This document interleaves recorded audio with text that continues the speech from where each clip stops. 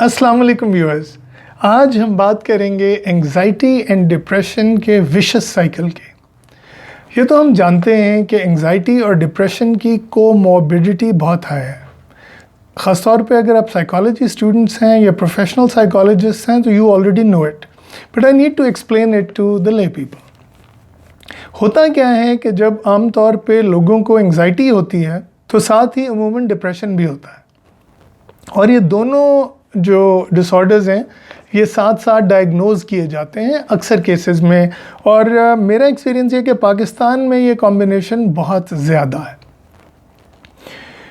اچھا، اب لیکن جو چیز ہمیں سمجھنی ضروری ہے وہ یہ ہے کہ اس کو موربیڈیٹی کے ہونے کے ساتھ ساتھ یہ ایک ویشس سائیکل بھی ہے۔ Let me explain to you کہ یہ ویشس سائیکل کیسے ہے۔ ویشس سائیکل کا بنیادی طور پہ مطلب یہ ہوتا ہے کہ اگر کوئی دو چیزیں ہیں تو دونوں جو ہیں وہ ایک دوسرے کو بڑھاتی ہیں، اور اس وجہ سے وہ دونوں بڑھتے چلے جاتے ہیں۔ تو let me give you an example, اور اس کو سمجھنے کے لیے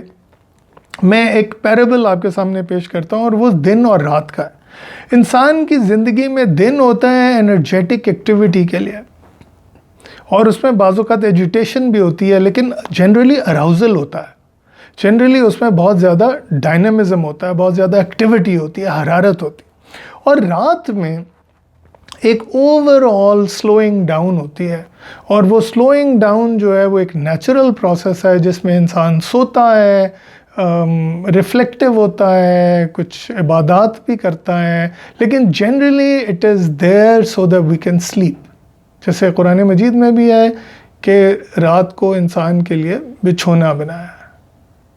اس کے لیے آرام کا ٹائم بنایا۔ تو لیکن آپ سوچیں کہ اگر یہ ریورسل ہو جائے، دن آپ کا رات بن جائے اور رات میں دن ہو جائے، تو آپ کی ہر صبح تاریک اور ہر رات متحرک اور پریشان ہو جائے گی۔ تو اسی طرح انگزائٹی اور ڈپریشن کا یہ جو کمبینیشن ہے یہ دن اور رات کا ریورسل ہے۔ ٹرائی اینڈ انڈرسٹینڈ دس کہ یہ ویشس سائیکل کس طرح ہے اور یہ دن اور رات سے کس طرح متشابہ ہے۔ تو مثلاً رات بھر انگزائٹی ہو جائے انسٹیڈ آف سلوئنگ ڈاؤن، اور اراؤزل ہو، اور اس کے بعد صبح میں اس بات پر ڈپریشن ہو کہ جناب مجھے رات بھر انگزائٹی کیوں رہی ہے، اور اب مجھے اس انگزائٹی کی وجہ سے نیند آ رہی ہے اور میں کام نہیں کر سکتا، اور دل بھی نہیں کر رہا کام کرنے کو، اور نہ انرجی ہے، تو آج مجھے پھر چھٹی کرنی پڑے گی، اور پہلے ہی باس سے ڈانٹ پڑ چکی ہے، اور مزید نا امیدی اور مزید ڈپریشن، اور اس کے ساتھ ساتھ نا امیدی کہ جناب اب میرا کچھ نہیں بننے والا، جو کچھ بھی سچویشن آپ کی زندگی میں چل رہی ہے that seems to get worse because آپ اوائڈ کر رہے ہیں اسے، اور اسے بہتر کرنے کے لیے کچھ نہیں کر رہے، اور اس بات پہ آپ مزید ڈپریس ہو رہے ہیں، اور اس ڈپریشن پہ مزید ڈپریشن ہو رہی ہے، اور ڈپریشن پہ ڈپریشن جو ہے یہ آپ کو ایک بہت ہی گہری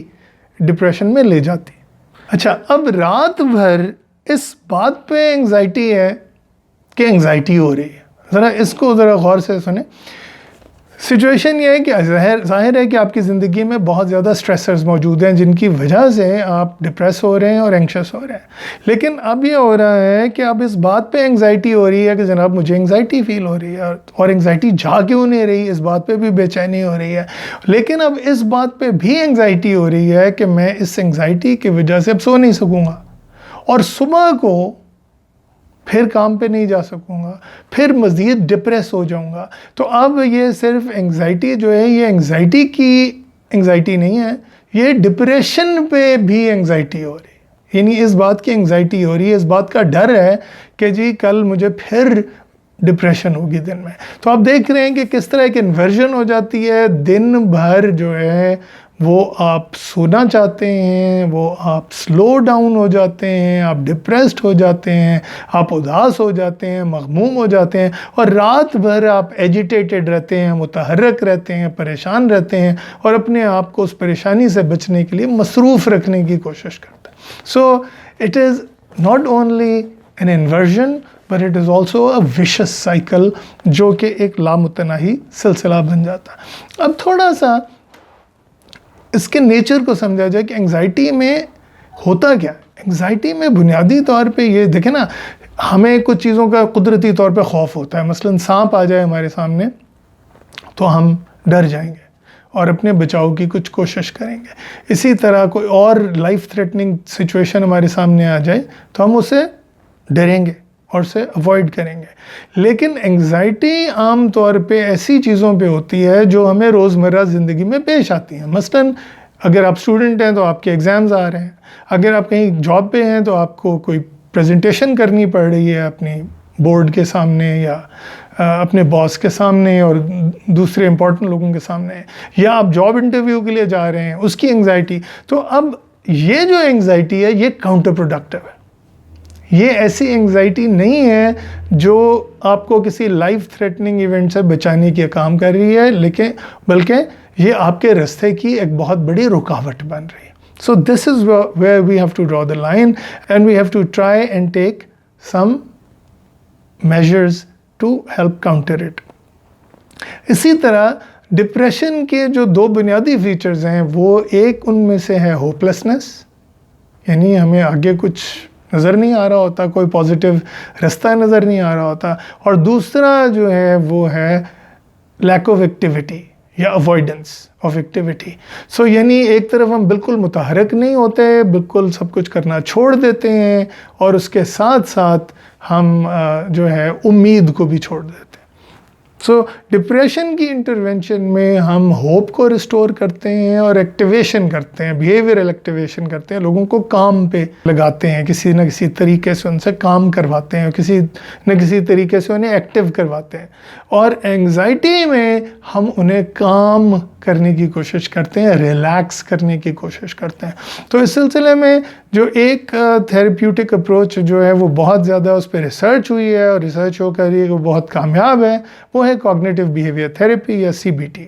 اس کے علاوہ مائنڈفلنس جو ہے وہ ڈپریشن اور انگزائٹی دونوں کو کم کرنے میں مدد دیتی ہے. اور مائنڈفلنس پہ بھی میں مزید ایک ویڈیو بناؤں گا جو عنقریب آپ کی خدمت میں پیش کروں گا.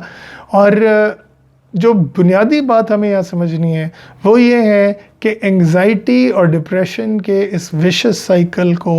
اس طرح سے ہمیں سمجھنا ہے کہ یہ دونوں ایک دوسرے کے اپوزٹ تو ہیں, لیکن ایک دوسرے کو سپورٹ بھی کرتے ہیں, ایک دوسرے کو ایگزیجریٹ بھی کرتے ہیں. سو بہرحال ہمیں کوشش یہ کرنی ہے کہ کوگنیٹیو بیہیویئر تھیراپی کے ذریعے ان دونوں چیزوں کو جو ہے وہ ہم کاؤنٹر کریں, اور میرے مزید ویڈیوز جو ہیں اس سلسلے میں آتے رہیں گے. Thank you very much viewers. خدا حافظ.